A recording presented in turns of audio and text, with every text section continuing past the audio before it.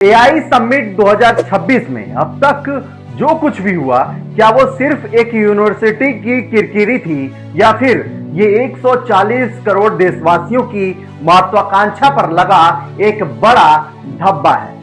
क्या गलती सिर्फ गलगोटिया की थी या फिर उस सिस्टम की जो सालों से आत्मनिर्भर भारत और मेक इन इंडिया के सपने तो दिखा रहा है, लेकिन जमीन पर युवाओं को मैन्युफैक्चरर नहीं असेंबलर बना रहा है? यानी कि आप पार्ट्स बाहर से लाइए और यहां पे नट बोल्ट पे उसको तैयार करके बोलिए कि हमने तैयार किया। जब दुनिया आर्टिफिशियल इंटेलिजेंस में रिसर्च, चिप डिजाइन और कोर टेक्नोलॉजी बना रही है, तब क्या भारत सिर्फ पार्ट्स जोड़ने तक सीमित रह गया है? इंडियन 2047 का विजन क्या सिर्फ भाषणों में चमकता है या वाकई में भारत को टेक्नोलॉजी सुपर पावर बनाने की ठोस तैयारी और सरकार की रणनीति शामिल है? प्रधानमंत्री नरेंद्र मोदी ने आत्मनिर्भर भारत का नारा दिया, लेकिन सवाल यह है कि क्या हमने युवाओं को इनोवेटर बनाया या सिर्फ सर्टिफिकेट होल्डर बना रखा? एआई समिट की ये घटनाएं एक यूनिवर्सिटी की भूल है या फिर पूरे सिस्टम की पोल खोलने वाला आईना?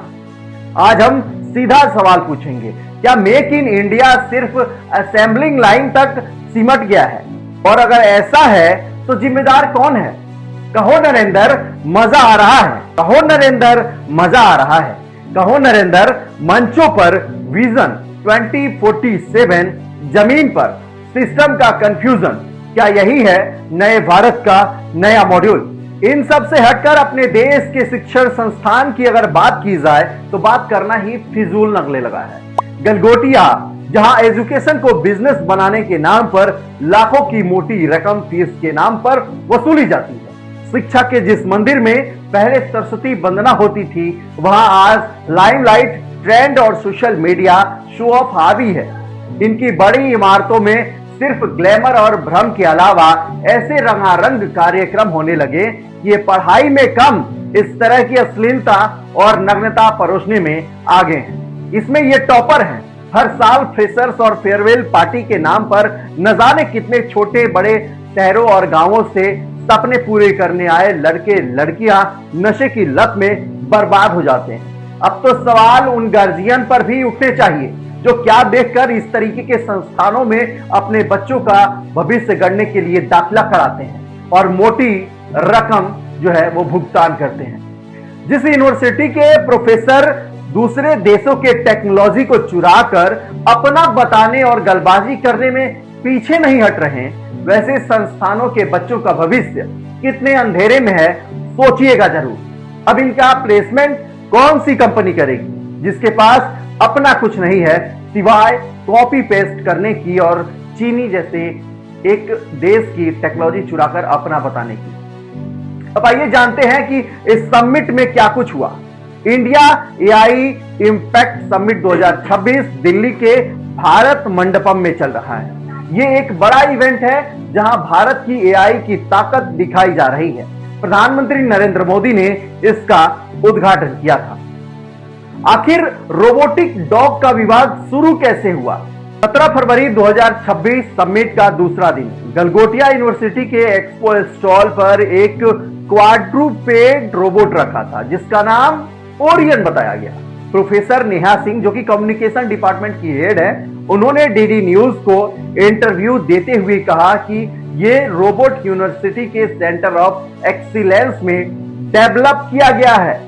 सोशल मीडिया पर जब ये वीडियो वायरल हुआ तो यूजर्स ने तुरंत पकड़ लिया कि ये रोबोट चीनी कंपनी यूनिटरी रोबोटिक्स का गो टू मॉड्यूल है जो कमर्शियल रूप से उपलब्ध है और इसकी बाजार में कीमत 2.5 से 3 लाख रुपए के बीच आंकी गई है। लोग इसे मेक इन इंडिया थीम वाले समिट में चीनी प्रोडक्ट को अपना बताने का आरोप लगाने लगे। समिट अभी जारी है, लेकिन यह घटना मेक इन इंडिया और एआई इनोवेशन की छवि पर गंभीर सवाल खड़ा करती है। यहां यूनिवर्सिटी के प्रोफेसर नेहा सिंह ने पहले डीडी न्यूज को बताया था कि यूनिवर्सिटी ने एआई में 350 करोड़ रुपए से ज्यादा का निवेश किया है और उनके कैंपस में एक खास एआई विंग है उन्होंने Unitree Go two robotic dog को ओरियन नाम से पेश किया और दावा किया कि इसे गलगोटियाज यूनिवर्सिटी के सेंटर ऑफ एक्सीलेंस में विकसित किया गया है। बाद में फजीयत होने के बाद गलगोटिया यूनिवर्सिटी को सफाई देनी पड़ी। इस मामले को संभालने के लिए नेहा सिंह ने बताया कि यह विवाद इसलिए हुआ क्योंकि शायद बातों को ठीक से समझाया नहीं गया और इरादों को ठीक से समझा नहीं गया।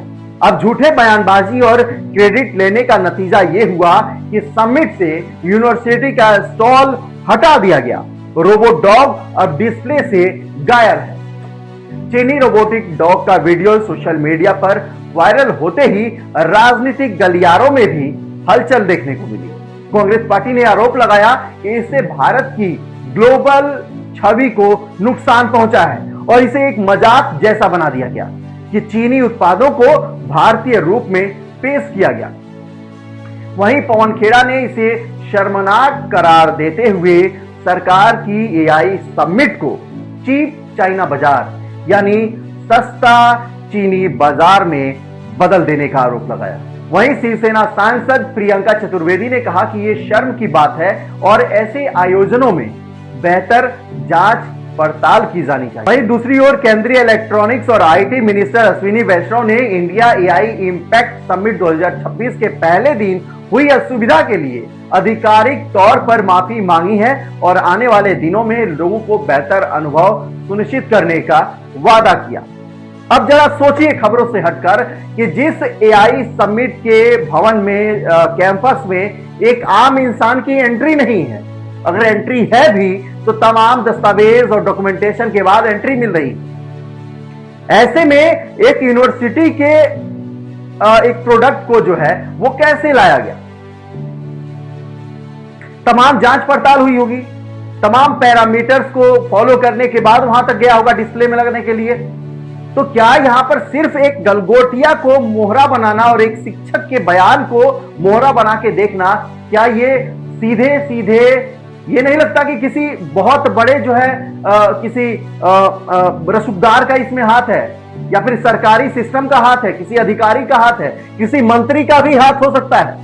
लेकिन सवाल यह है कि जब इस तरीके के आयोजनों में जब एक आम आदमी का एंट्री इतना मुश्किल भरा है, तमाम पैरामीटर्स और जो है सिक्योरिटी डॉक्यूमेंटेशन को फॉलो करते हुए एक आम इंसान को एंट्री मिलती है, वैसे में डिस्प्ले के लिए एक साधारण जो है डॉग रोबोट जो है वो कैसे ले जाया गया? क्या इसके लिए यूनिवर्सिटी ने किसी को डोनेशन दिया था? क्या इसमें किसी बड़े नेता, मंत्री और जो भी इसके ऑर्गेनाइजर हैं, अधिकारी हैं, जिम्मेदार, क्या उनकी इसमें संलिप्तता है? इस खबर को सिर्फ यूं ही खबर बनने देने से ज्यादा बेहतर है कि आप इस पे सवाल उठाएं, क्योंकि ये सिर्फ गलगोटिया की तस्वीर धूमिल नहीं हुई है। ये 140 करोड़ हमारे और आपके घर के बच्चों का जो टेक्नोलॉजी है, जो तकनीक है, जो उनका ब्रेन है, ये उसका जो है उसको धूमिल किया गया है कि भारत में ऐसी मानसिकता के लोग हैं, ऐसी टेक्नोलॉजी है जिससे हम जो है अपने आप को विश्व गुरु बनाएंगे और इंडिया 2047 का विजन जो है वो हम अचीव करेंगे।